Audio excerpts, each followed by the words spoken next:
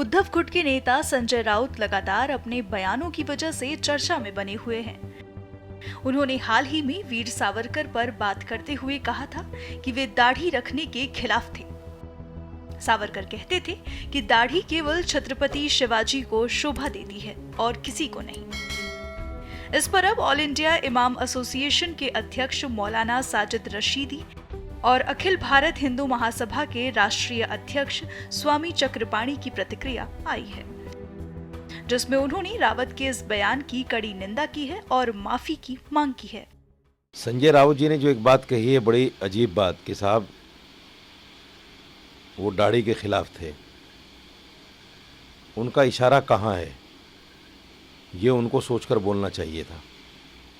क्या आप ये कहना चाहते हैं कि वीर सावरकर मुसलमानों के खिलाफ थे? ये आपने कहीं ना कहीं एक समुदाय की आस्था को ठेस पहुंचाने का काम किया है। दूसरे ये कि एकनाथ शिंदे और सावरकर में और बहुत सारी चीज़ें ऐसी हो सकती थी जो मुखालिफ हों, वीर सावरकर की उन बातों को ना मानते हों एकनाथ शिंदे, आप उनका जिक्र करते। आपने कहीं ना कहीं एक समुदाय को टारगेट करने की कोशिश की है और उनकी आस्था को ठेस पहुंचाने का काम किया है। इसलिए संजय राउत को चाहिए कि अपने बयान को पहले तो ये स्पष्ट करें कि आप कहीं आरएसएस को बचाकर, सावरकर से हटाकर अपना कहीं तालमेल, अपना कोई टाका लगाना तो नहीं चाहते हैं आरएसएस के साथ में। जैसे आपकी महाराष्ट्र में अभी नहीं जम रही है, न पब्लिक में न सियासत में, तो कहीं ऐसा तो नहीं कि आप आरएसएस के पाले में बैठना चाहते हैं। एक तो ये साफ करें। दूसरे आप ये साफ करें कि दाढ़ी की बात को लेकर आपने जो कहा है उससे मतलब आपका क्या है।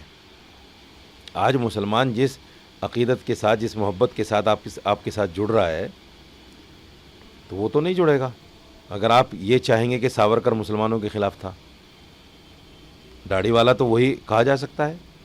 इसलिए उनको अपने बयान को बाकायदा क्लियर करना चाहिए, नहीं तो इस बयान पर माफ़ी मांगनी चाहिए। संजय राउत, हमें लगता है कि उनका सोचने का, जब से गए हैं जेल में और कहीं ना कहीं और कांग्रेस के संगत में जब से आए हैं, तब से उनका सोचने का तरीका भी पप्पू स्टाइल हो गया है और उनका सोचने का जो तरीका है वो कहीं ना कहीं राहुल गांधी की तरह हो गया है।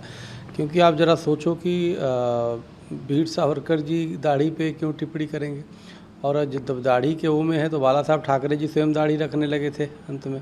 तो इस तरह की बातें करना बाला साहब ठाकरे का अपमान कर रहे हैं। दूसरी बात, संघ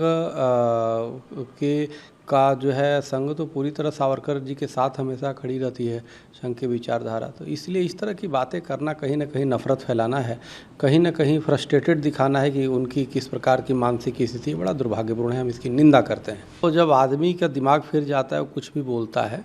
हमें लगता है कि बाला साहब ठाकरे आज होते तो वो खुद इस कांग्रेस के साथ जो गठबंधन किए हुए हैं, तो शायद इस गठबंधन को नहीं करते। वो जीते जी अपने तो नहीं किए, न कभी करते।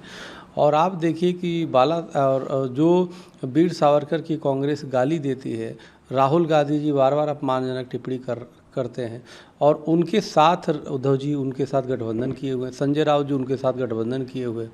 तो आन के आप दिखा रहे हो रास्ता और खुद ही आप उस गड्ढे में गिरे हो। तो जो पाप तुम कर रहे हो, अपने पाप की तरफ से ध्यान बांटने के लिए, यानी सावरकर का अपमान रूपी पाप तुम सह रहे हो, दूसरे पे आरोप लगा रहे हो। तो ये कहीं ना कहीं चोरी और सीनाजोरी एक साथ नहीं होती। तो पूरा देश देख रहा है कि किस प्रकार से सावरकर के अपमान करने वालों के साथ आप खड़े हो। बड़ा दुर्भाग्यपूर्ण है। पहले राहुल गांधी और कांग्रेस का संगत छोड़िए, फिर कुछ बोलने का आप अधिकारी होंगे। ऐसे आप नहीं बोल सकते कि जो सावरकर को अपमान पूरे कांग्रेस कर रही है पूरे देश में, और आप उसके साथ गठजोड़ करके और सावरकर की विचारधारा बता रहे हो। तो ये दुर्भाग्यपूर्ण है, ये थूक के चाटने वाली बात है।